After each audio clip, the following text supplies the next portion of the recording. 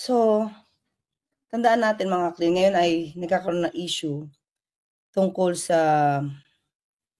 bakit nagkaroon ng mga ghost projects or bakit nahayaan na magkaroon ng mga proyekto na palpak ang pagkakagawa.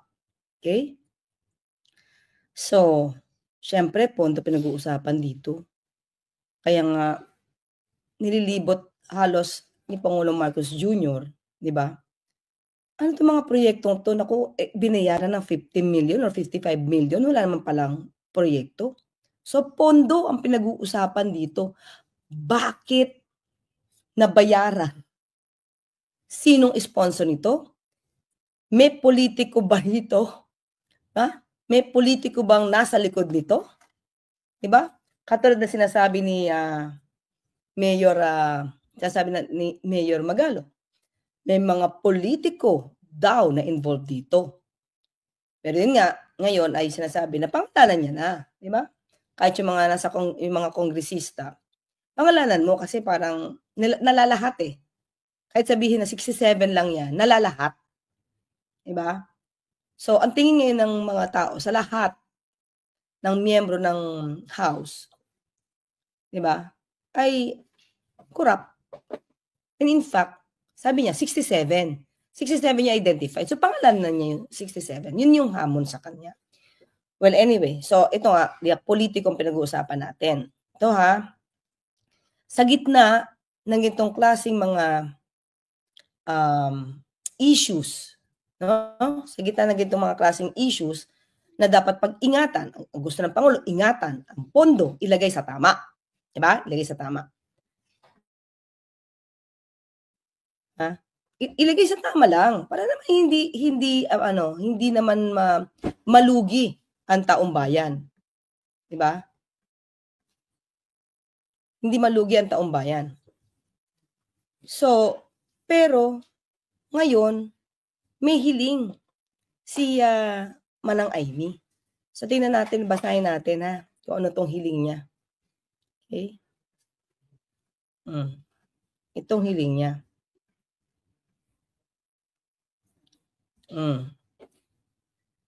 Aimee Marcos urges PBBM to release 1.3 trillion for later released government funds. Nagsalita na rin kasi dito mga ka-clear. Si Secretary Amena Pangandaman. Hindi ba, sabi niya, mahihirapan talaga magkakaroon ng pagbagal sa mga pagbibigay ng pondo sa infrastructure or anumang proyekto kung insertion lang yan. Kasi kailangan nyo i-prove saan gagamitin. Di ba? Okay, sige, tingnan natin bakit minamadali ni Manang Aimee to. Basahin natin. Senator Aimee Marcos on Monday called on the President to immediately release all funds tagged as for later release under the 2025 GAA, citing the urgency of completing long-delayed public projects and ensuring transparency in government spending. So itong 1.3 trillion ay mukhang hindi pa nire-release. Kaya medyo umaalma. No, anyway, July 31 pa naman to. Di ba? Umaalma si Senator Aimee sa pagpaparelease agad ng 1.3 trillion. Di ba? Ang tanong natin, tanong lang naman to mga ka-clear. Kasi siya yung unang umalma. Siya yung unang nag-request. Hindi naman umalma. Siya yung unang nag-request na, PBBM, bilisan mo pag-release ang pera. Parang gano'n, di ba? PBBM, hindi, lambing naman. May lambing kayo naman talaga. PBBM, my little brother. My little brother. I-release mo naman yung pondo. Release mo na. 1.3 trillion yan. So, ang tanong dito, meron bang hinihintay si Senator Aimee mula dito sa 1.3 trillion? Yun lang. Diba? Tanong natin. Kasi siya yung unang sumigaw eh. Siya yung unang nag-request. Habang mainit ang, di ba? Kasi after SONA na to eh. no? Pinag-uusapan na dito ang ghost projects. Pero hindi pa in detalye, no? Hindi pa in details. Bakit? Kailan ba na-launch? Kailan ba ni-launch itong sumbong sa Pangulo? Kailan lang 'to eh. So bago lumaki yung issue tungkol sa maiinit, ito basahin natin. Bago pumutok talaga at nagbigay ng detalye, di ba? Initial natin nga kung anong date ito. Initial na report ang Pangulo. August 11 na launch. Monday, di ba? Monday, ni-launch po yung sumbong sa Pangulo website. Kung saan, nagsimula na yung, after this, yung sumbong sa Pangulo, umingay na talaga. Nagkaturoan na.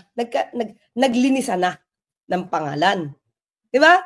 Marami na naghuhugas kamay. That's August 11.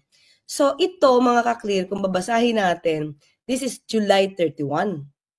So, ibig sabihin, medyo mainit na si Pangulo sa ghost projects. Right? SONA pa lang. Nabanggit niya na yung ghost projects. So, siguro, at that time, wala pa yung August 11 na sumbong sa Pangulo. Ang sabi ngayon ni Senator Amy, i-release mo na yung pondo para sa mga projects. Nino. Diba? O, ayan o. Huwag na natin patagalin at tenggahin ang mga proyektong talagang para sa tao. Ibigay na ang mga pondong naka-FLR for late release upang matapos at di masayang ang mga proyekto at maripaso ang mga dapat maripaso. Diba? Bakit pa ipapatapos kung palpak naman from the start? Overpriced, ba? Overpriced, substandard ang ginagawa, palpak na kontraktor. Buti nga nahinto eh. Di ba dapat ihinto talaga? Di ba? Well, anyway, ang sinabi naman ng Pangulo, hindi naman lahat ng kontraktor nito, hindi naman lahat ng proyekto ng flood control projects ay palpak. Kaya nga iniimbestigahan yung palpak. Diba? So, pero dito, siguro bago pa, tingnan nyo yung pinaka-time frame niya. Bago pa nagkaroon ng ingayan, talaga, gusto nang iparelease ni Manang Amy yung pondo. Tanong natin, di ba ang nakalaan yata di umano, kay Bongo ay 10 million? Di umano mga clear, balita lang sa politiko. 10 million, tapos 12 million, 10 billion, 10 billion kay Bongo. 12 billion, tingnan natin para sigurado tayo. Tama, ham and cheese ba yun? Kalimutan ko na naman to, insertion na to, title niya.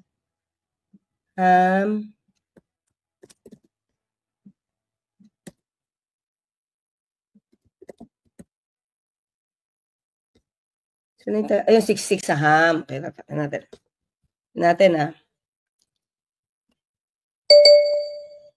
Puntahan natin muna to. Kasi nagbalita dito, 10 billion para kay Bongo allocated, 12 billion para kay Joel Villanueva. Diba? Ayun, lumabas. Ayun, to. Okay. Tignan natin Hindi na ito galing sa atin. Balita naman to mga kaklir. Okay? Yan. So, tignan natin. Ayan Yung kay Joel Villanueva, 12 billion. Yung kay Bongo, meron dito sinabi. Wait. Lumalabas na parang 10 billion kay Bongo or 3 billion. May isa pang 3 billion. Ito pala. On behalf of Senator, totaling over 3 billion. 3 billion pala. Ayan, mabas para 3 billion. Lumalabas kay Bongo. But Escudero was responsible for majority of the insertions. He also included several items that were labeled as being on behalf of Senator Bongo, totaling over 3 billion. Okay? 3 billion. Tanong natin, ito bang lahat ng 3 billion nakubra na-release na kay Bongo? O hinihintay pa nila yung kabuuan? At yung 12 billion, tandaan natin itong si si Joel Villanueva, siya yung bumubulong-bulong, di ba? Kay Senator Amy, kung paano niyang ikakat si Senator Riza at the time na nagsasalita pa siya. Yung may padila-dila pa si Joel Villanueva. Remember that? Di ba? Oh. So, ito ba na-release lahat? Di ba? Kung ito ay allocated kay Joel Villanueva, so hindi ba dapat mag-report siya? Totoo ba to? Ay, hindi ko po natanggap yan. Hindi po allocated sa akin yan. May denial na ba siya? Sorry hindi ko matandaan kung may denial siya about this 12 billion. Kasi, si Escudero, wala siyang denial. Alam kong deny niya lang is ganito kalaki. Pero meron.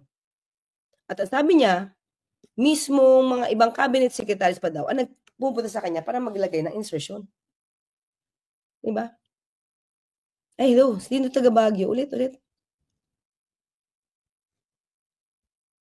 Yan, si Vivienne Baguio from Baguio. Yan. Good morning. Diba? So, bakit minamadali si Senator Amy ang paglililis ng pera? Buti nga hindi pa na-release ngayon. Kasi questionable yung mga inisponsoran di umano ng ibang politiko na flood control projects. She emphasized that the performance review of the government program should be conducted in conjunction with the timely release of the funds, particularly for projects that have already commenced and are highly anticipated by the public. Kung palpak nga so dapat ma-check muna, di ba? Katulad ng 55 million sa Bulacan. Hindi walang nakita yung Pangulo. Pero na-release yung pera. Bayad. Hindi ba maganda yung ginagawa ng Pangulo ngayon na hino-hold niya para protektado ang bayan, protektado ang pondo ng bayan? Okay, anong sabi dito mga kakliya? Tignan natin Hindi pa talaga ito nire-release kasi kung hindi ito ma-explain mabuti. Ayan, sabi ni Secretary Pangandaman. Congressional budget additions face delays due to SARO. January 8 pa lang to pinoprotektahan na due to SARO requirement. So kung hihingi lang kayo ng pera, labas mo na yan, Secretary Pangandaman. PBBM, labas mo na yan. Tapos hindi kayo nakapag-request, baka ghost nga projects ang balak nung iba. Diba? Hindi dapat yan ma-release. Magkakaroon talaga ng delay, pero minamadali ni Senator Amy. Nearly 800 billion worth of projects and programs covered by the changes and adjustments in the 2025. Laki pala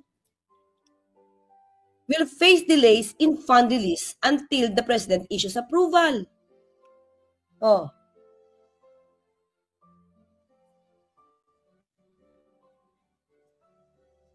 Wait lang mga kapatid, may tumutunog dito.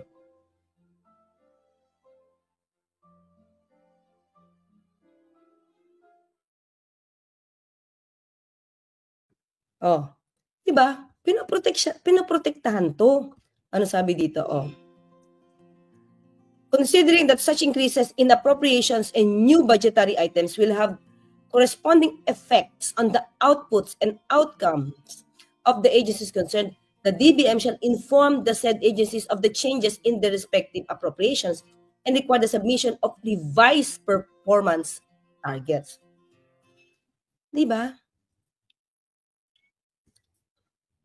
Ito pa. The SARO is the government approval allowing agencies to spend a specific amount of money for a set of purpose and time.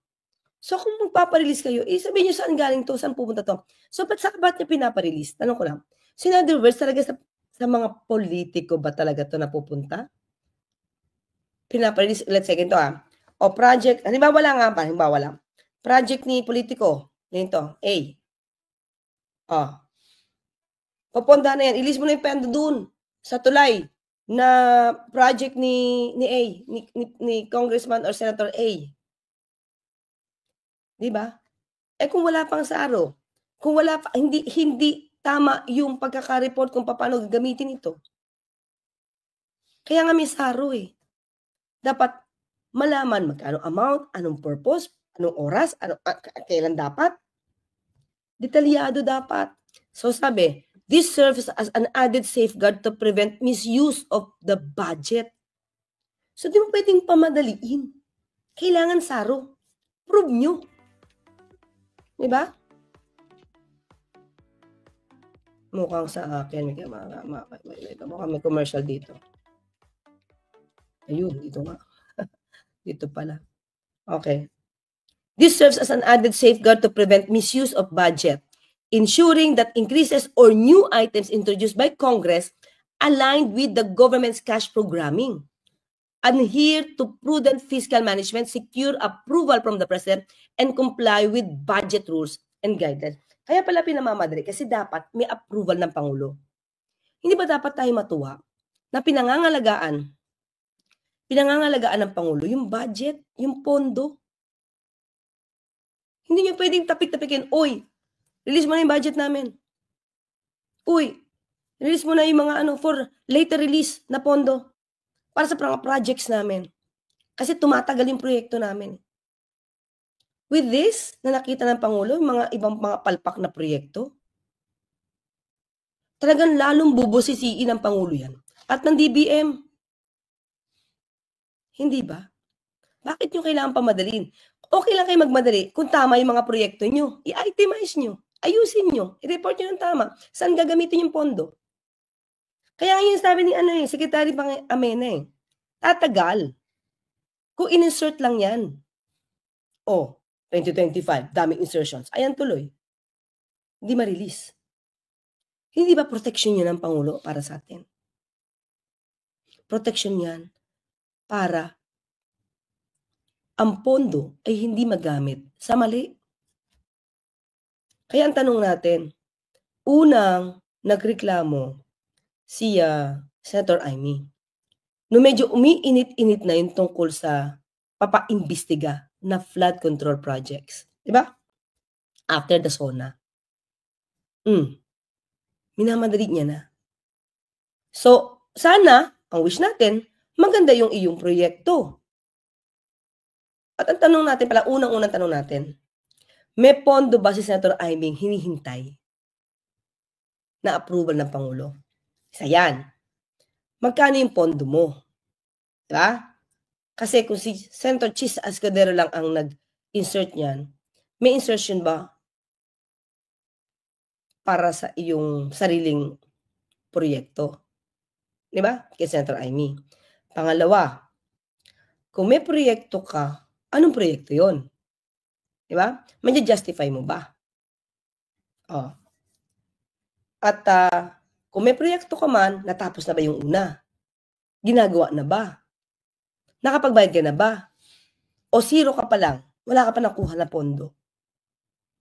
Maraming tanong So, ba't kailangan pamadaliin? Diba? Lagi niya in-urge, no? Urging the President, PBBM, to release the funds for their projects. Nagkakaproblema na nga dito sa mga, ang dami nang nabayaran, ang dami nang naloko ng mga proyekto. So, lalo mag-iingat ang Pangulo dyan. Diba? Ito, tingnan natin Diba kasi humihingi po ang DBM, syempre sa SARO, ng requirements bago mag-release ng pondo. Sabi dito, the Philippine Department of Budget and Management requires detailed information, including specific project proposals, cost breakdowns, and justifications before it can release funds to senators to ensure accountability and proper utilization of public resources in line with the established budget process. The DBM is responsible for overseeing the proper use of government funds. Detailed information ensures that funds are spent on legitimate and approved projects. Mga ka-clear, kailan ba nagkaroon ng issue sa malalaking insertions? Ikinagulat ni Pangulong Marcos Jr. 2025. So siguro yun din ang utos. Yun din ang utos ng Pangulo sa DBM. Ingatan ang pondo. Diba? So sa pag-iingat ng Pangulo, ng administrasyon sa pondo, ayun, pinapamadali na ni Senator Amy i-release yung mga pondo para sa proyekto nila. So, may requirements bago ito ma-release. Ayusin nyo. Ibigay nyo yung tamang report. Hindi pwedeng pera-pera lang yan. Hindi pwedeng abot-abot lang ng pera. Or ito, for project off. Hindi pwede. So, naghigpit ang Pangulong Marcos Jr. Yan. Diba? Na kung iisipin natin, kung ikukumpara natin, muli ito na naman tayo, makukumpara kasi natin baka magkalimutan tayo. Hindi ba nagkaroon ng question about sa pagtatransact with Pharmally? Pero anong sabi dating Pangulong Duterte? Si Michael Yang, kasi financier ng Pharmally.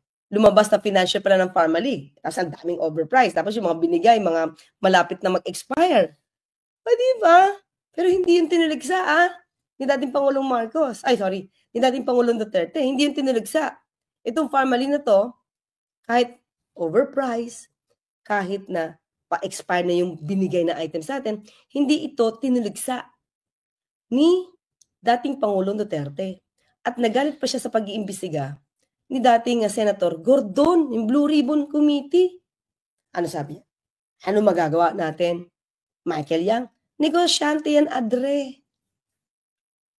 Gustong makipag-transact. Negosyante. Gustong pumasok. Wala tayong magawa. Ba't ang Pangulo ngayon?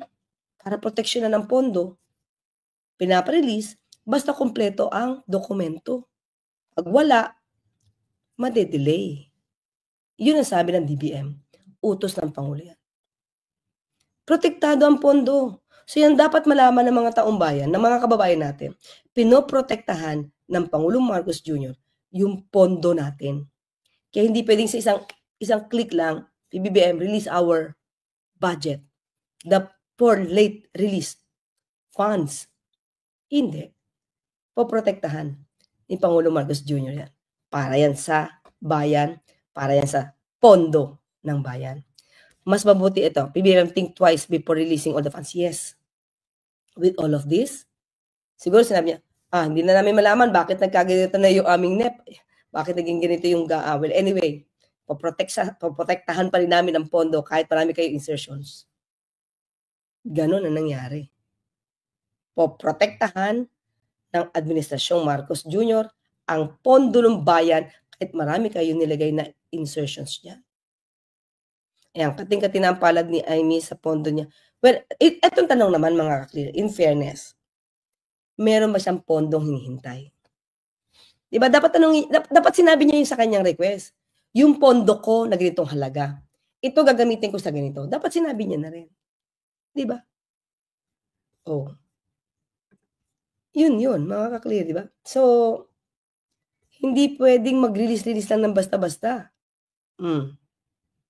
Natin, Oops. Tuloy natin. Tuloy ko lang to. Kay Amy Marcos.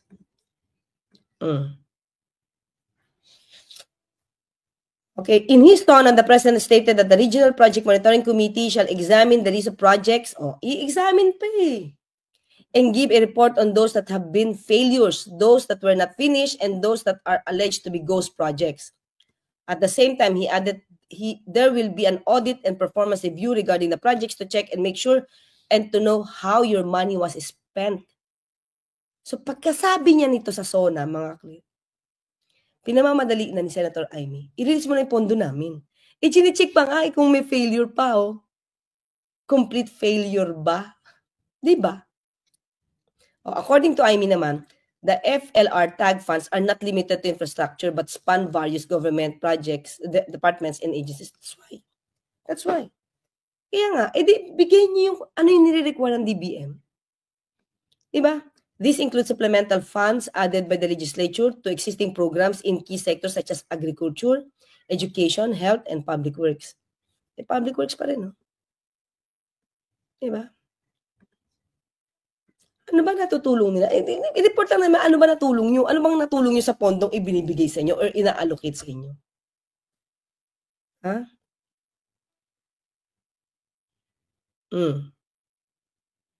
Oh. Siguraduhin natin kumpleto sa papeles ang mga proyekto, yung totoo at hindi mga walang kwentang ghost projects. Yun pala eh.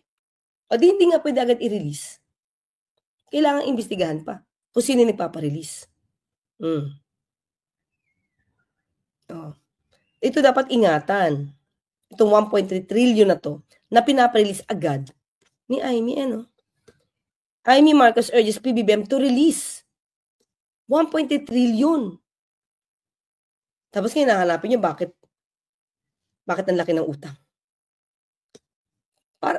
Ito mga kaklira, di ba? Hinahanapan si Pangulong Marcos Jr. Ba't ang laki ng utang? Ito di ba? Imagine niyo, bakit ang laki ng utang ng Pilipinas ngayon? Ito pa lang, pinapa-release nyo na 1.3 trillion. No? Kay PBBM na proyekto ba yan? Hindi. Yan, sa mga kongresista, sa mga senador. Diba? Kanino pa ba to? Kanino pa bang mga to, dapat for release to? Kasi, mga kaklir, kung ito naman ay nasa proyekto sa NEP, madaling i-release yan kasi naaral na nila yan eh. Kung nasa NEP, diba? Nasa NEP. Kasi inaral yan eh, ito talaga yung kailangan pondo. Marirelease agad yun. Di mo na kailangan pag-aralin nyo kasi yun yung proyekto ng administrasyon. Pero yung insertion, hindi naman naaral ng Pangulo yun, saka ng DBM eh. Saka ng mga cabinet secretaries. Diba? So, ba't agad i-release?